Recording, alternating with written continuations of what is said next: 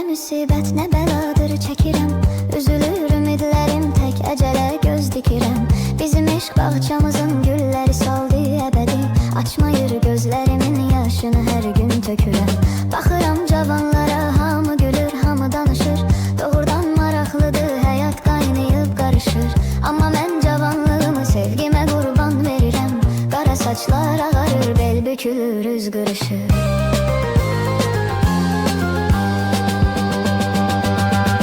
Qalıb o əllərinin izləri məndə, qalıb o bal dilinin sözləri məndə. Sənin heç yadına düşməyir bu məhəbbət indi. Qalıb o odun alovun gözləri məndə. Sənin heç yadına düşməyir bu məhəbbət indi.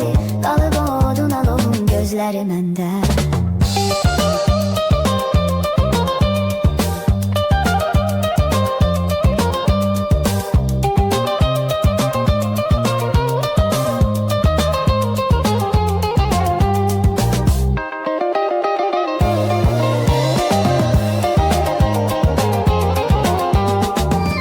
Görəsən xeyri nədir, mən bu qədər ah edirəm.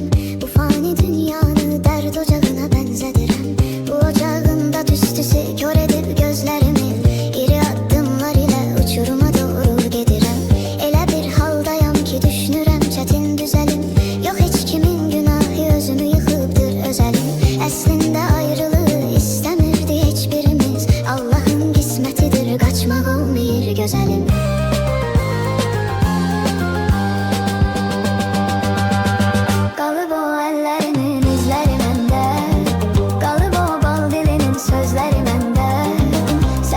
Yadına düşməyir bu məhəbbət indi. Qalıb o odun alovun gözləri məndə. Sənin heç yadına düşməyir bu məhəbbət indi. Qalıb o odun alovun gözləri məndə.